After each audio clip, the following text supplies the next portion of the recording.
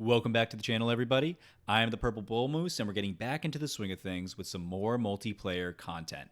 I got a showdown on a Rejuvenation map between me and Fluffybunny, a dev over at Mohawk. So, like, comment, and subscribe if you want to see more action. And of course, check out Fluffy's page, link in the bio. Well, welcome back, everybody. We are going to be doing some more Old World. Ugh. Not sure which video you guys are going to be seeing first because this is currently May 15th, and I have no idea how long these games are going to take. I'm going to be playing two consecutive online multiplayer cloud games with both Fluffybunny and Alcaraz. Both names you should remember from the most recent free-for-all content creator brawl. So much fun. Happy to have pulled out a win, but I will be the first one to admit that a solid chunk of that came from pure luck. Namely, my crowning ambition coming from 20 luxuries. That wasn't a strategy I was going for. I'd love to say that I planned it, but I did not. So being able to have domestically 20 luxuries inside of my borders to go for a crowning ambition super early was a godsend. Now, it's entirely possible I could have lucked into that later on in the game, and it's not like I didn't already have the luxuries made and developed, but that's neither here nor there. The important factor is I got Fluffy and Alcaraz not out for blood, but out for some more games. And I love that. I love the multiplayer scene. I love the aspect of the game. It completely changes things up. And for somebody who's been playing for 5 years now, I like a little bit of a shakeup. I like a little bit of some new additional nuance. So first, we are going to go into thinking about playing against Fluffy. What's the game parameters? Well, we're looking at random, prosperity, modest, tribe level strong. Okay, some strong tribes. That's good to know. Definitely have to worry about some raids on that one. Calamities at default, so not a lot, but not a little. Double fatigue, good. I hate unlimited fatigue. Standard, moderate, event level, but map type rejuvenation. I haven't played this map type. I am super concerned about this map type. It's going to be very, very interesting. So what I've been able to understand from it is that each time that you play over the course of the game, all the tiles will become slightly more hospitable, meaning that they will go from either sand or arid and eventually translate into being temperate and lush as time goes on. Maybe foliage grows, maybe it doesn't. I don't really know. Maybe more lakes and rivers show up. I don't really know. I'm kind of coming into this one blind, and I'm actually really looking forward to it. It's new to Wrath of God, so I apologize to anybody who doesn't have the DLC. Buy the DLC. Buy all the DLCs. I mean, I'm not sponsored or anything, but I love this game, and please support it in any way that you can. All the DLCs are amazing, especially this one. Oxum's a lot of fun as a nation. All the new calamities are super interesting, so I like it. I would definitely advocate for it. And we'll see if this rejuvenation map is any good. So I'm certainly looking forward to it. We're going to be playing on a very small dual-sized map that is made for only 2 players, or I suppose recommended 3 players. Squared and mirrored, I believe. Yes, it's a mirror map, so everything that I get, Fluffy will also have access to, which gives us a unique aspect as far as scouting is concerned. The more we learn about our side of the map, the more we also learn about his. So definitely something to really look into. It also really cuts down on the overall RNG aspect that could exist inside of a duel like this. Making sure that everyone has the exact same stuff is very nice. Randomized tech tree. This is also something I don't play with. Randomize the prerequisites for each technology. That is so interesting. So we're gonna really have to take a look at the tech tree. I'm assuming that what I see on the tech tree is the same thing that Fluffy does. So our tech path is going to have to be very different. We can't rely going off of old tried and true strategies. So whoever we're going to play, they need to be flexible. So I'm actually really looking forward to this. We're going to be showing petting critical hits, and it's going to be competitive mode. So no events that have significant impact on the game. Smart. No attribute values. Okay. Cities can be gifted to only to teammates. Well, he's only enemies, so we don't have to worry about that. No tribal raids from the edge of the map. Love that. That is the best part about this. I hate tribal raids from the edge of the map. Free laws and events must be unlocked via technology. Okay, so we can't expect to get a free aristocracy or divination from random goody huts. So that's good to know. That is good to know. Free laws from events must be unlocked via technology. Free laws from events. Okay, so maybe if you are going to get a free law, you must already have the technology unlocked. Interesting. Not typically how I play. Typically, I save up the civics so that way as soon as I unlock the tech, I can pass it immediately. I don't wait around for RNG. I might try to. I'll probably forget to. That's very niche. But okay, let's get into it. So, strategy for the game. If we were making a completely new game against Fluffy, from the little game tape I've seen of him, he's a big Kush player. He's a big Carthage player. I haven't seen him play a heavy militaristic civ like Rome or Persia. But I don't know which way he's going. He's typically a builder. I mean, not the exact archetype, but if I were to call Fluffy anything, and he might agree, he might disagree, I don't know. But I would say that if he himself was an archetype, he'd be a builder. So that's interesting. I wonder if it's going to give me a Carthage game. I've heard some horror stories of Fluffy as Carthage. So if he does play Carthage, then I want to lean into my strengths. I want to be going into one of my favorite champion having nations. So that way, if I do have some champion units and he comes at me with some tribal units that he's indoctrinated, I should be able to slaughter them easily enough. With a change up to the tech tree, I want somebody who is going to be reliable under all circumstances. So two things we have to keep in mind. Whoever we're going with, food is going to be an issue in the early game, whereas stone is going to be better in the early game because we're going to be having primarily arid terrain. So if we're locking in arid tiles with stone improvements, they're going to be buffed. But if we try to go for any food, they get locked in as whatever they were when you created it. So if you create a farm on an arid tile, it does not get the benefits of, as the game passes on, to become more lush in the rejuvenation map. So if that's the case, then maybe Egypt? Yeah, maybe Egypt. So why am I thinking Egypt? Well, I'm thinking Egypt because if there's anybody who's going to be able to lean into the heavy early builds, Egypt's got a lot from that. They start off with a whole bunch of stone themselves. So if we think about going for an early wonder, early shrines, maybe we go for divination. But that's the thing. If we're going up against Fluffy, he goes his classic Kush or Carthage, then he's starting with divination, whereas Egypt does not. So that means he's going to beat us to Zoro. So leaning into a divination play doesn't exactly make that much sense. Because one thing that I really, really felt was the lack of a cleric's family in the last game.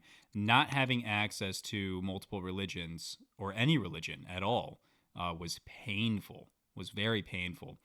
And I know these guys, they really respect the power of religions, so I want to make sure that I am keeping that in mind. So I am now thinking in between Aksum and Assyria.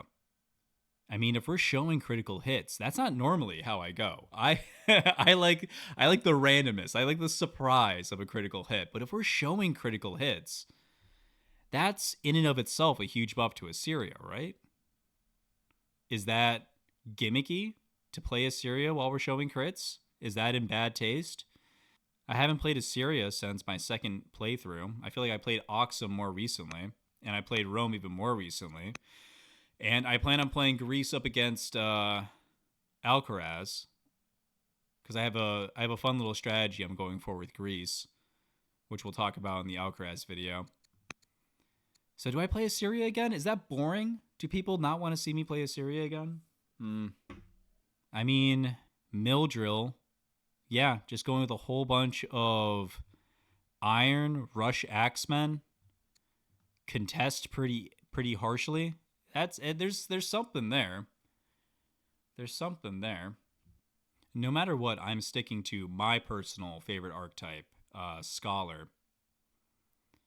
I think if I was to give myself an archetype, I'd probably pick Scholar with the Cultivator trait for who I am in my personal life. I do love my flowers and plants. I do love my science. Yeah. Okay.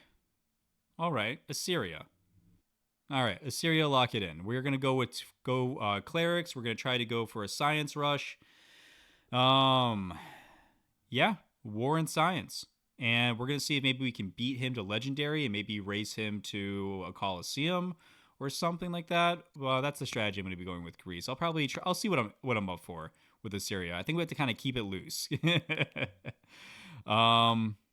But yes, if food is scarce, then we won't be able to make a lot of. That makes the free settler and the free food tax cards very important. Definitely something to keep in mind. Yeah, let's play Assyria. Let's play Assyria. Yeah, I'm talking myself into it. That sounds like fun. Oh my god, it is nothing but sand. Oh, that's bonkers. Okay. Sand and zero resources? It's so interesting. Okay, so if we're going sand and zero resources, then what do we have to keep in mind here? Well, we want to keep in mind that we want to get access to as many of these hills as we can, because at least that's better iron income.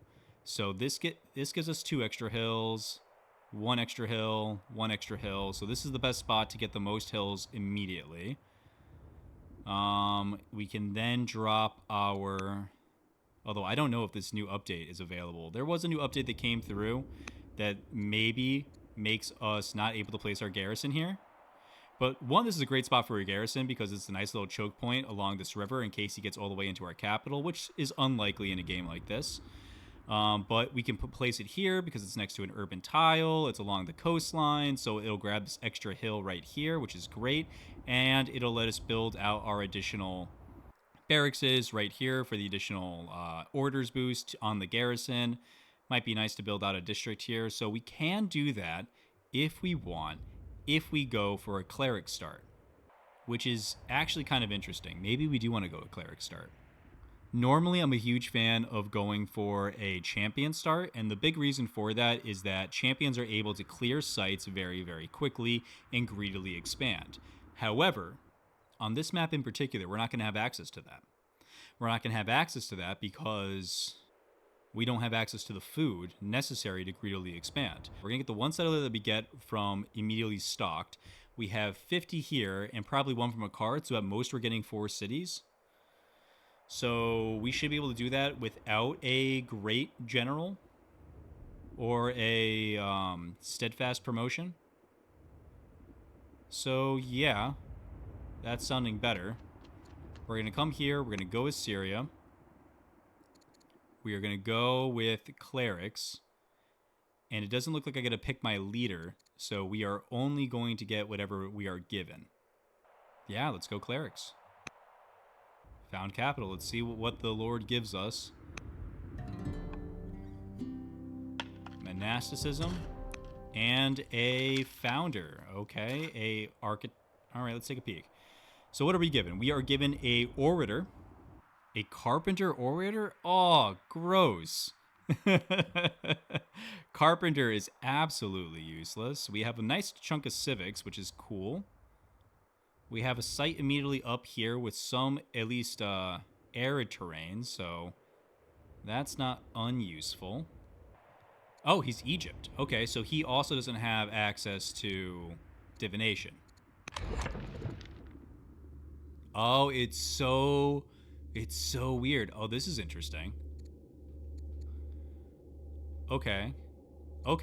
This is all very interesting.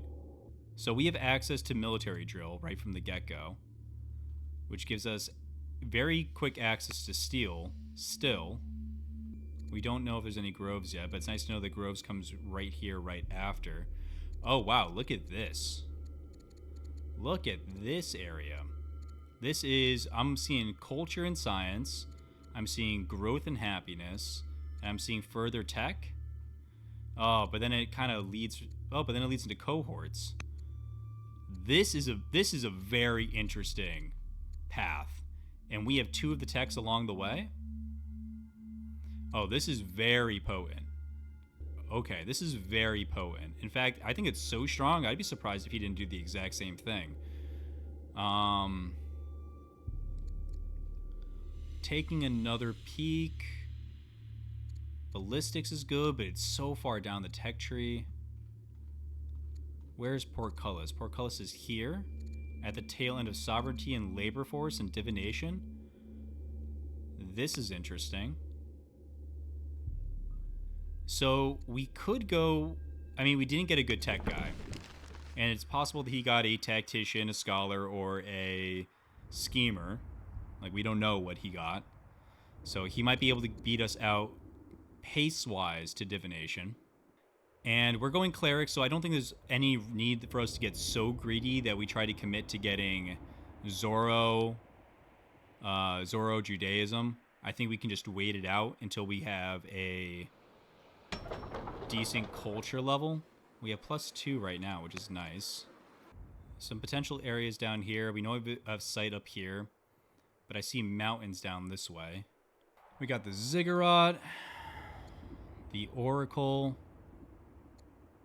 Jerwin Aqueduct.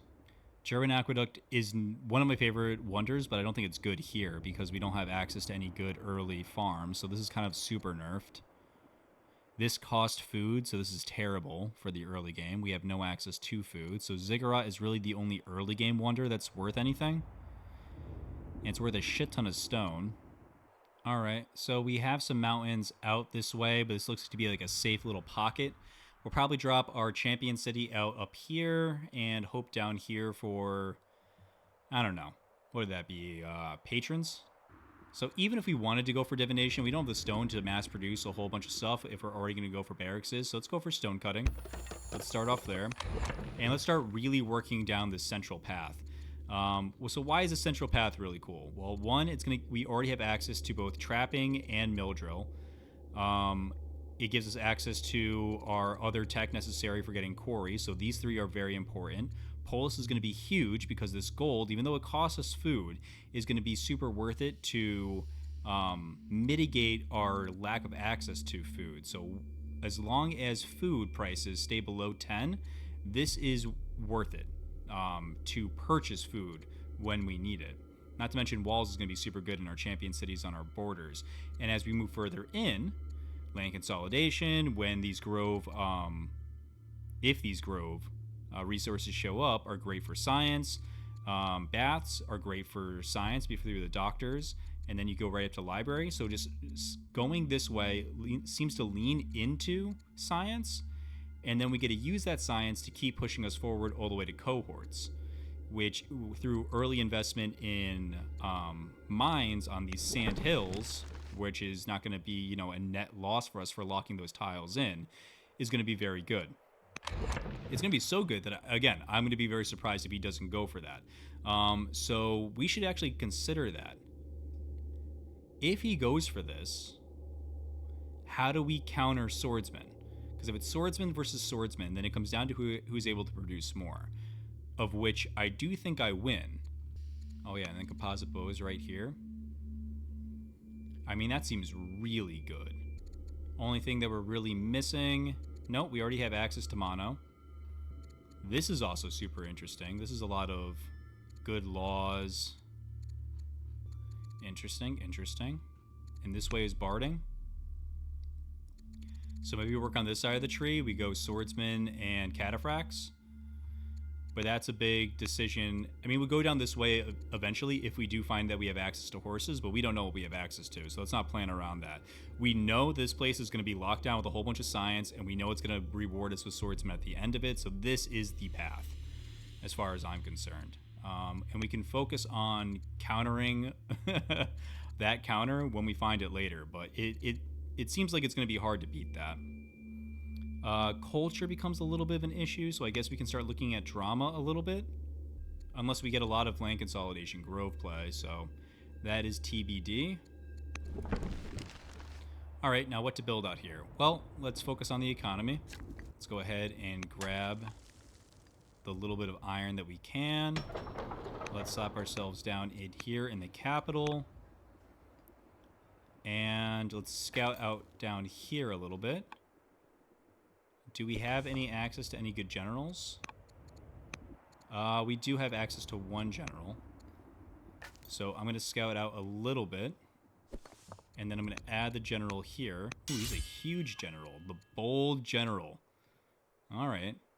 I mean, with +6. Ooh.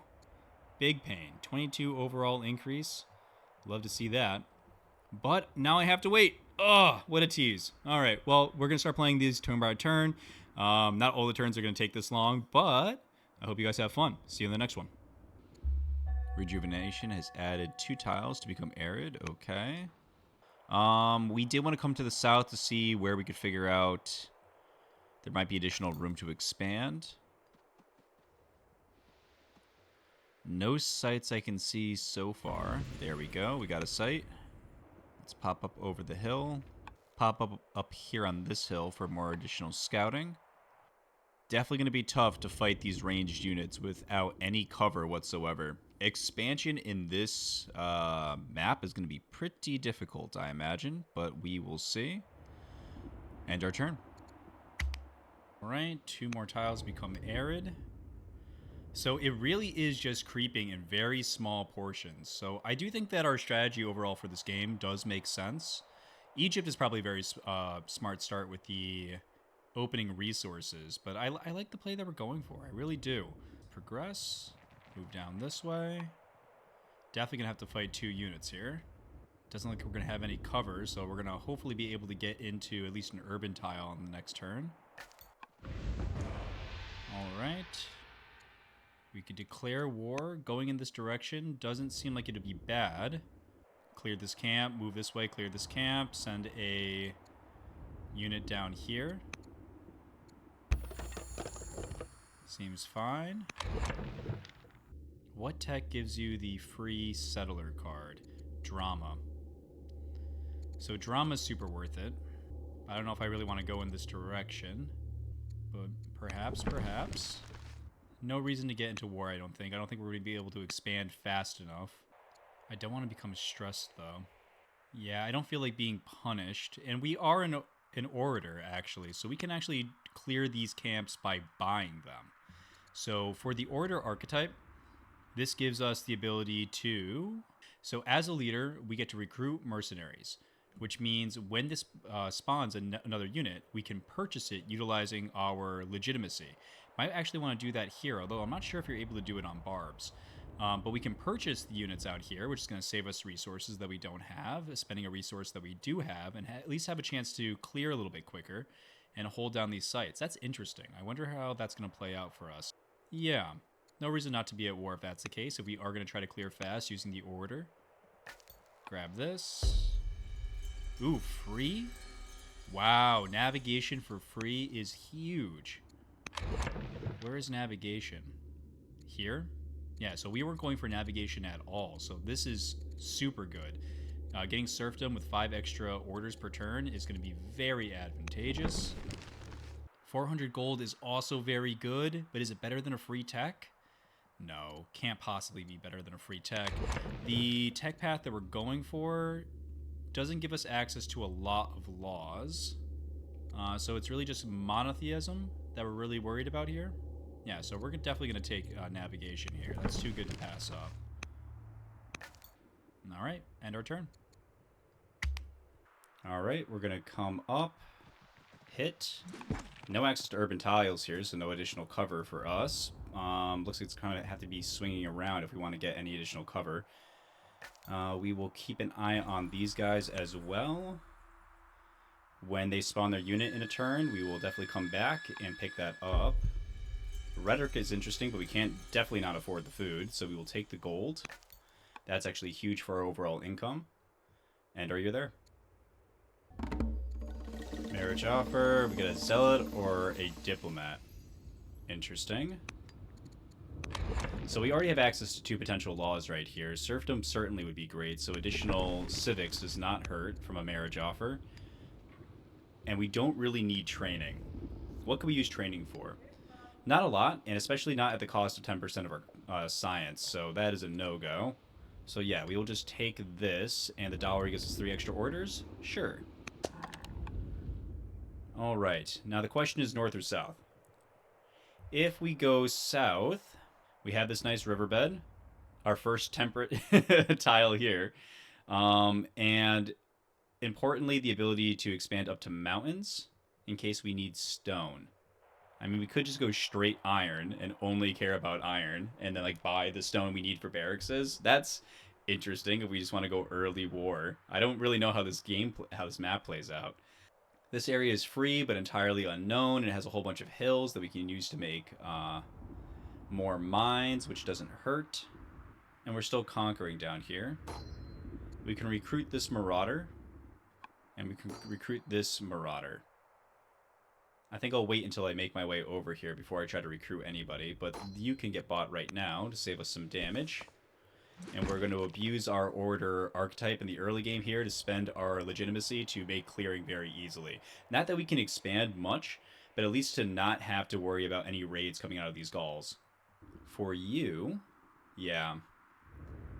I think I just go north here. Grab all these mines that we can. That seems relatively useful. Production-wise, we can't really afford much of anything. What do you even build production-wise in a game like this? What do you prioritize? I mean, you kind of need to save up everything you can to expand. So I guess it's gold early? On completion, so this is 25 gold per turn, plus an extra 10 gold per turn after. Weird, but I guess we go for a treasury to supplement the food that we are going to be lacking. Interesting. This is such an unusual game. I like it a lot. Good recommendation, Fluffy. We could check out here. I'm sure there's probably going to be another relic or another ancient ruin somewhere, but I want to find where the hell Fluffy is. More Gauls. Okay. So we know it's a mirror map, so this is the middle line. This is where the reflection of the map of these volcanoes are. So Fluffy is this way. Somewhere around here on the minimap. So we'll head in that way, scout out, see what he's doing. Maybe we can pick up a trick or two. Might be useful. Where is Spymaster in here? It's down here. I mean, that's pretty far away from everything. 2 orders left. We're going to let that turn over. Every order you don't use turns into, I believe, 10 gold per turn. So actually not using all of our orders is a great use of our orders. And there's nothing to harvest. That is a super interesting part of this. There's not even like incense that normally spawns inside of deserts. So yeah, there are no resources to harvest at all yet, which is very, very interesting. But yeah, let's keep letting it play out. Next turn. Wipe this camp, get the kill with our actual unit for the XP. XP doesn't do anything for you on tribal units. Settle this city. We don't know what's out here by the coastline. It might be nice to be able to more easily connect our cities via coastline. This seems like it might be able to do it the best with just 1 additional miner right here. So we're going to do that. Who do we want to throw down up here? So we know that this is the middle of the map. So we don't need our champions down yet. So the question becomes, is it hunters or is it patrons? Well, hunters is very dependent. I mean, both of these are actually super dependent on whether or not we have access to huntable resources or precious resources as far as culture and other gains are concerned. So it's kind of hard to commit to one of them right now. I might just want to go for the clerics again. Have a backline of clerics, have them be focused on our religion, wait for more resources to become available. I don't really know how this map plays out, but, you know, that doesn't seem like a terrible play. So let's go ahead and grab a second cleric seat up here. All right. We will definitely take the food. We have access to iron. It's one of the few things we have access to.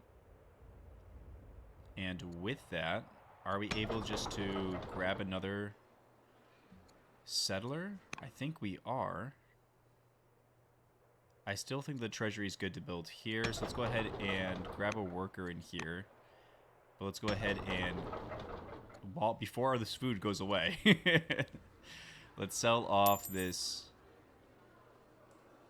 iron. It's going to take 200. Is it cheaper out of here? No. It's going to take 200. If I sell this, it costs 2 per. Yeah, so we have enough.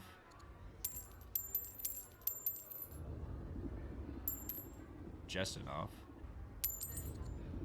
Get a settler. Get these cities settled as quickly as possible. Keep on building these mines. It's the only source of income that we have right now, so we need to be able to abuse it. And let's keep on looking for Fluffy. More Numidians. Definitely not the tribute of less food. Now we can piss them off, but it makes us brave. We don't really need that. There's not a lot of melee units in the early game that you go up against. So I'll just go ahead and grab the legitimacy. That's easy enough. Hopefully we don't get our scout killed out here. But it is what it is. Got another barb camp out this way. It looks towards like the center of the map, but it might be greening faster. I don't know if that's a thing, but it's better than this little sand pit down here. Maybe throw a cleric another city down here eventually, but it's not necessary right now. Alright, so we got 5 more arid tiles. Enact exploration, control 5 military units. 5 military units is definitely in our purview. Yeah, let's do that. Because with our orator ability, we'll be able to simply buy more military units and not have to actually produce them. For instance, buying this skirmisher here, and in 4 years we'll be able to grab another one. Oh, interesting. So Fluffy also has an orator. Did he also get an equestrian one? Carpenter. He got naturalist, equally useless. But Highlander in bold, okay. So he has the same idea that we do.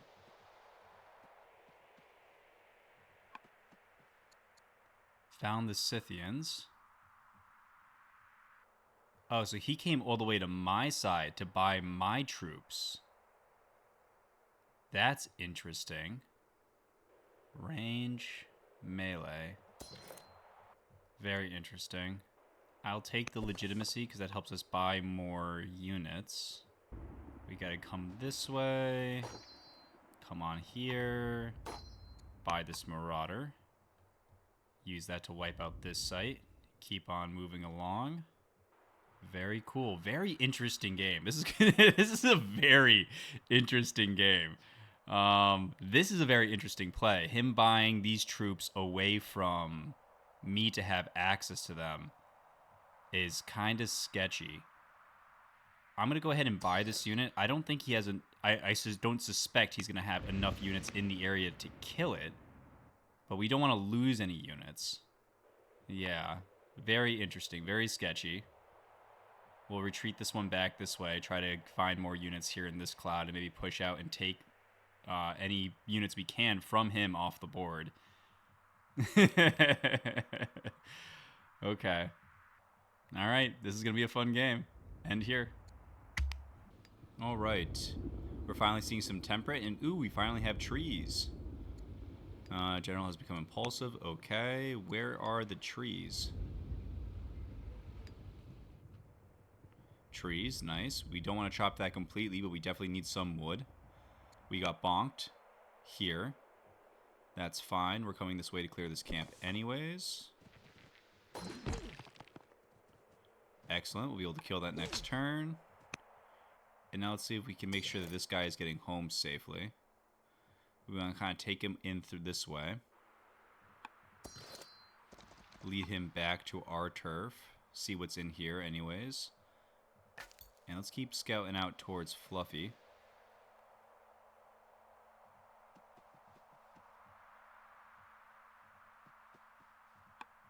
Alright, end the year there. Okay, so we got some more arid, we got a little bit more scrub, so some more wood access. Ooh, and we have our first resource. Gotta find where that is. Stone cutting is available, great. And they've declared war on us. Oh, and he got the first hit off. So this unit is almost certainly lost. We'll see if it's worth trying to save this unit. I doubt that it is. But it's interesting that he has his tactician this far forward. So that's good information to at least glean from that. We're going to keep clearing this site.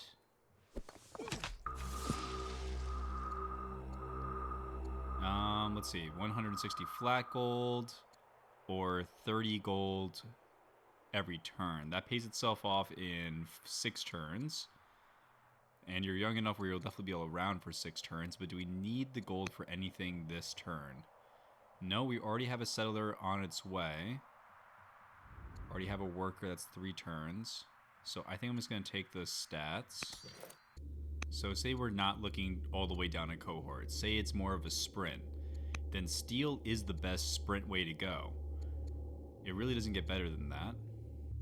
So yeah, if we can get steel in 17 years, that's pretty early, not to mention whatever science boosts we get our hands on.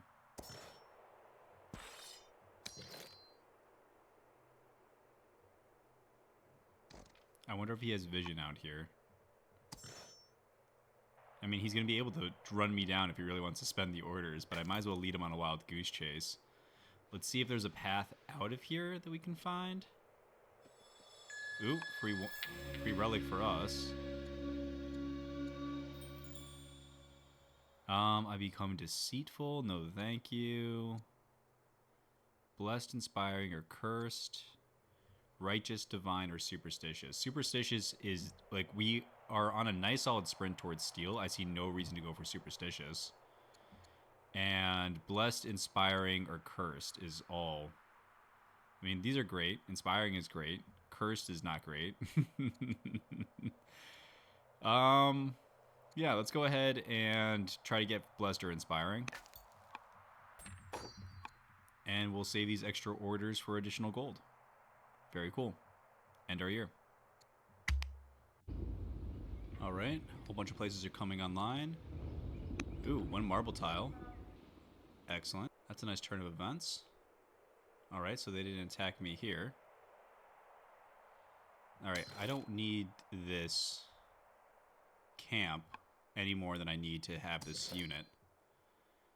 I'd rather not lose the unit. Here's the midway part of the map. We can try to get up and through this mountain range and back to our side. That would be ideal. Let's come up over the top. Well, let's see. If I were to come here, and these guys were to come here, that's 6 damage and 9 damage. So, and they're both in range. So that is a no-go. If their range is up there and here, we need to make sure only one of them can hit us. So we want to come up this way. And see if we can keep finding a path on back. More Scythians. Great, we'll go ahead and grab this one as well. If they come up this way, we might be able to return fire. Not a lot, but we might be able to get a kill. Trade 1 for 1. The more troops that we can steal through our legitimacy, the better. So that way that denies him any troops. And stealing them from this midway point works out in our favor. Not to mention all this flat land. It's going to be really good no matter what time in the game. That you have the horse units. Horse. Or mounted units get extra damage, 25% into flat and clear areas. So definitely something to consider. Looking back at our opening strategy, it leaves a lot to be desired. Going double clerics, I don't think if I were to play Rejuvenation again, I would do this again. It would probably be much more advantageous to grab a hunter seat. Hunters give you not only some base... here's where the marble is. Okay, that makes this spot a lot better. But we don't have access to stone cutting? No, we do. We grabbed that early. Okay, good.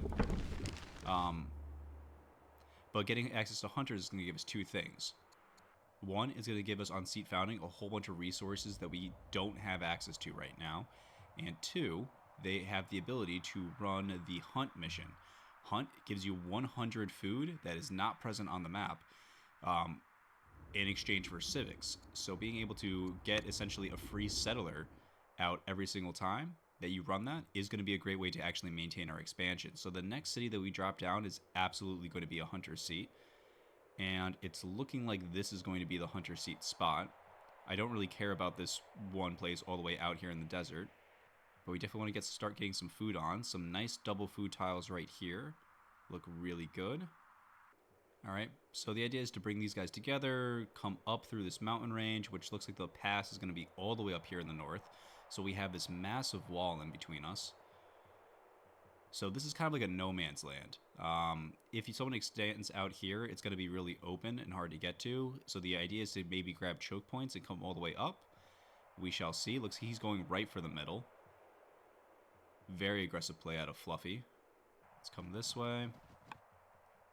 We'll probably get hit next turn, but then we will be able to steal whatever unit comes out of the fog to hit us. And again, this guy has to sit here because if he doesn't, in 10 years, this seat will become another barb camp. So we don't want that. Another unit to steal here in a turn. And we'll just keep it coming. Save the extra 10 gold for next turn. End it here. Whoa, more marble. Okay. And 6 more tiles become arid. Cool. New air. Very nice. Eziptu. Sounds like a cool name. We'll go with that. We did get attacked again, but this time by a marauder, so that's fine. We are going to steal that marauder. Come this way to hit. I don't want to forget about these units. So we're going to keep rotating them up. At least keep them close together, clustered, so we can keep taking those units when they come and keep working on this guy's escape route. Our worker. Well, first off, where is that other marble? I'm assuming it turned something into marble that I can see. Oh, is it this? That sucks. Yeah, I guess it's too much to hope that this is going to be double marble. We'll wipe this camp. We'll see what the turf around it looks like, but this seems to be like a nice pickup as far as cities are concerned. Maybe go here, build a quarry out this way, grab this urban tile, expand out this way, keep throwing quarries down around this riverbed, upgrade them into mills later on. Where are mills in all of this? Oh, that's way out of the way. Yeah, I don't plan on going down this road. Maybe husbandry for the food access because... Well, actually, we don't know if that's going to be necessary yet, so we're going to go ahead and leave that one alone. I think it's a safe bet to go ahead and buy this guy as well. And I think all I want to focus on right now is just getting up as much resources as we can. Comparatively to Egypt, he is weaker and naive, both of which is very good. So we're on a good pace. We have 400 available, so serfdom seems really good here. We don't need polytheism or monotheism. We're not building shrines. We don't have the stone for it. And we don't have any major religion yet, so that's out of the question.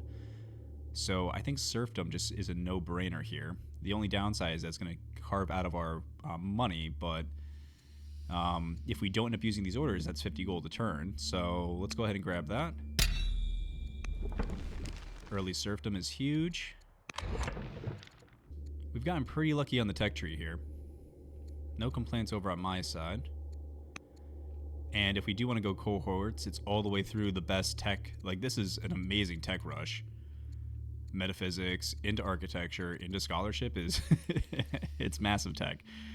Looks like it's also going to need... Well, if we discount labor force and drama... I mean, slavery would be great here. It'd be a huge amount of resources that we don't have to build. But I don't know if we want to go through here. I mean, the shrines will be good, but the shrines will be better later, and this game might not go later. Not to mention we're going for an early game power play here, so we'll see. Could buy this unit. Start working on this camp sooner rather than later. Might be good, but it might be better when we can buy 2 of them flat out. Yeah, so our expansion is going to be very, very fast. It's just whether or not we can... have the amount of settlers necessary to keep up with it. What we really have to do is just level out our economy. Wood is going to be the bottleneck here. There's no texts or laws that get you more wood outside of like autarky, I think. Yeah, so extra lumber mills and quarries, and that's not even flat, so meh. Wood is going to be scarce. Very scarce. What we need is gold and food. Hunter City next. Then maybe champions down here and champions here, just to have them on the front lines. Build up, build out, expand. Maybe we go another cleric seat up here. I mean, if we're leaning into clerics and we get a early religion, and that's not the worst case scenario. Fluffy's going to get Zoro. We can't beat him to it. He's playing as Egypt. Egypt starts with stone, and they start with divination, so they're going to be able to build their shrines immediately. Or they might not start with divination. No, they don't start with divination. Okay, so he would have to tech into that, which would be still a level 1 tech, so it's very likely he's going to beat us to Zoro. We don't have any pasture resources, so Judaism is off the table until somebody gets that. Not to mention we don't have access to labor force where he does. It might be a good idea as soon as we get to a developing culture here to try to grab a religion, so that way we can grab Judaism just to deny it from him. And then neither of us are likely to get Christianity because the citizen growth rate is going to be so slow on a map with very limited growth. Although this city will probably have pretty decent growth. Yeah, throw down a granary here, get this out. That's a nice, like 5 growth in the city. Use the city to pump out our settlers. Use the city to start focusing on military. Get miners out. Throw down a couple of barracks. Get some specialists in here. Oh, that sounds good. Yeah, so maybe back row here is clerics, and when we get a monotheistic religion, we'll spend whatever little wood we can get on monasteries to further push our scientific output. And then use that extra science to beeline it down science. I don't think bats are going to be... Well, bats actually would be super helpful here because we'd be lacking growth. It'll help us catch up. Interesting, interesting. Very cool game. I like the idea of juggling up the tech tree. Definitely going to use that in my own games moving forward. And are you there?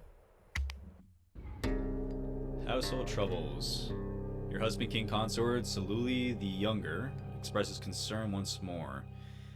Many of his servants and staff are ill, and pregnant serving girl has miscarried. You are expressing concern when he falls to the floor, shaking feverish. He recently hired head of staff, helps you to look after him until help arrives. Well, we don't have the civics to spend, so it's not this. So this king is just going to be disappointed. Sorry, I don't have the political capital. We have the trees here that we can do one. We're not going to remove them. We're going to let them grow back because it's one of our few sources of wood. And immediately get working on this food here. I'm not sure what would be best for this city. I mean, we can go for... Yeah, I don't really need more troops. We're getting plenty of troops from our orator. I guess we just go council and we idle for 3 turns until we can build a farmer here. Get more food, more growth, a little science. Yeah, I think that's the best bet. Alright, militarily speaking, let's go ahead and lay the beat down on this guy. He can't kill anybody, and we can kill him. Alright, we got a rising star as a general. It's not the worst, but it's not the best. I would hate to have him become our leader because that's less science and less gold, both of which we direly need. So we definitely got to keep an eye on this guy.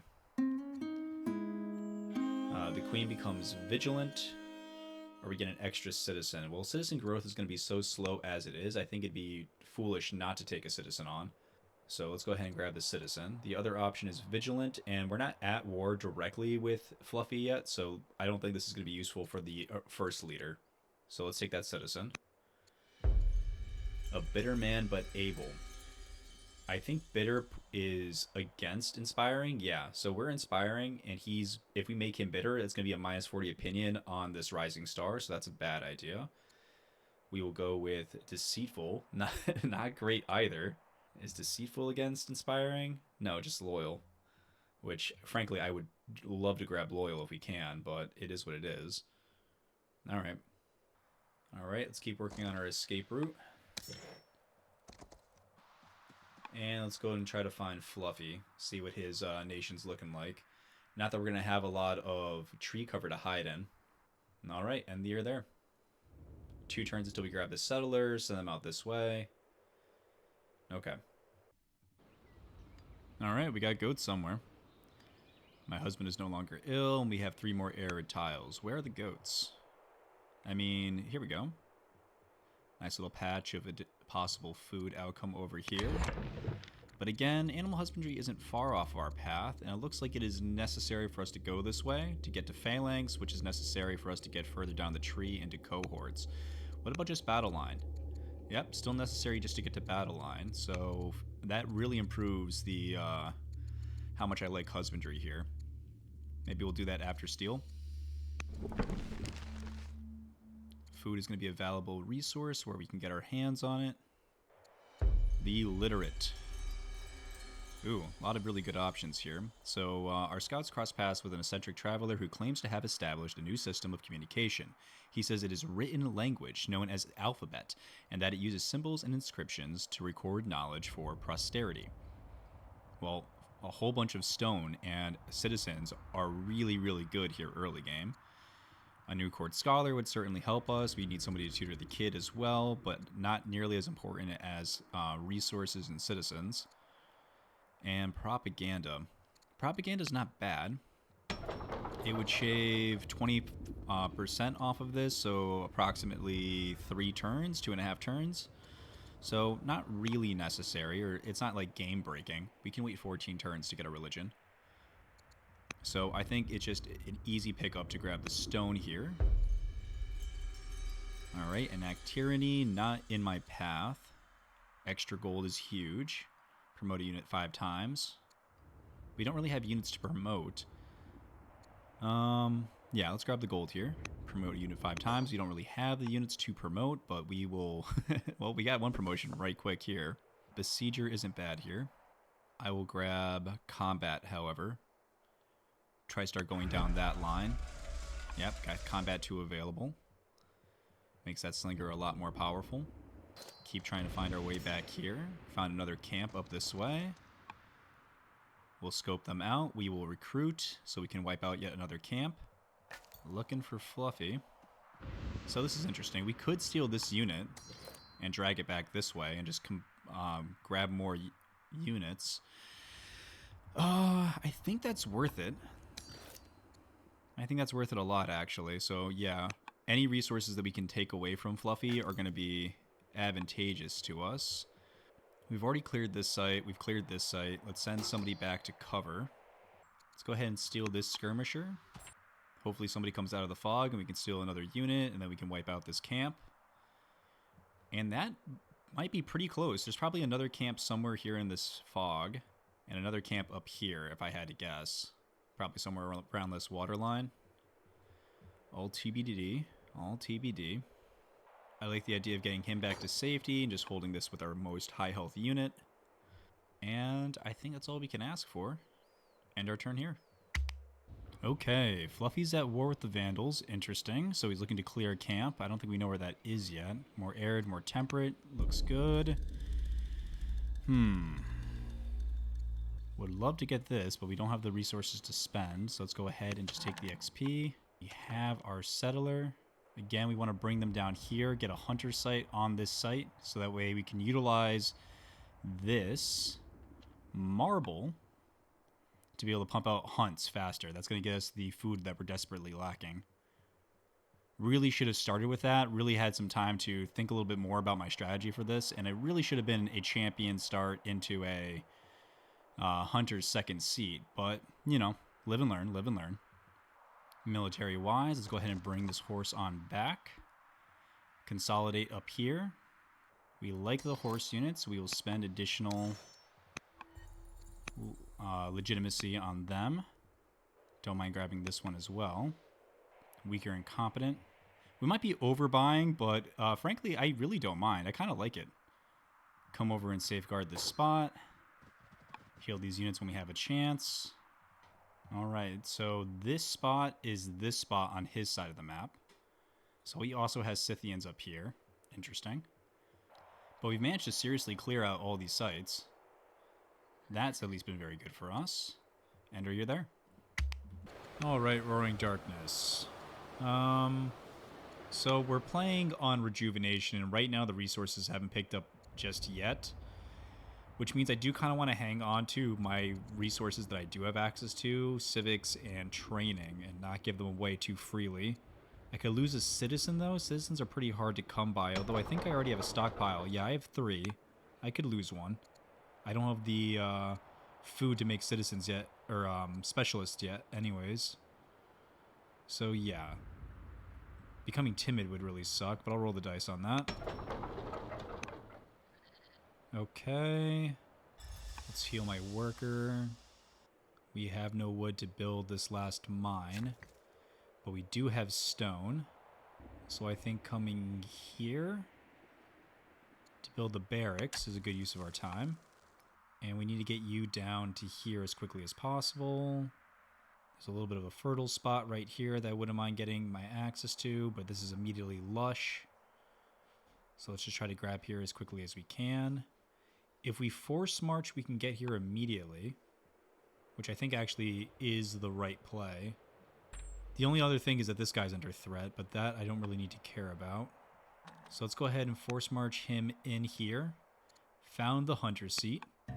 Immediately start rushing out hunt projects. That's going to grant us 100 food at the end, which is going to be great. That is basically going to create us access to 1 new settler, so we can start filling in all these extra spots that we're about to clear out. And we have 1, 2, 3, 4, 5 spots that we need to do that in. So definitely something we should be worrying about. We can go ahead and grab a specialist here. It's not going to give us any food? That's interesting. I don't know if that's worth it. We don't need a boat.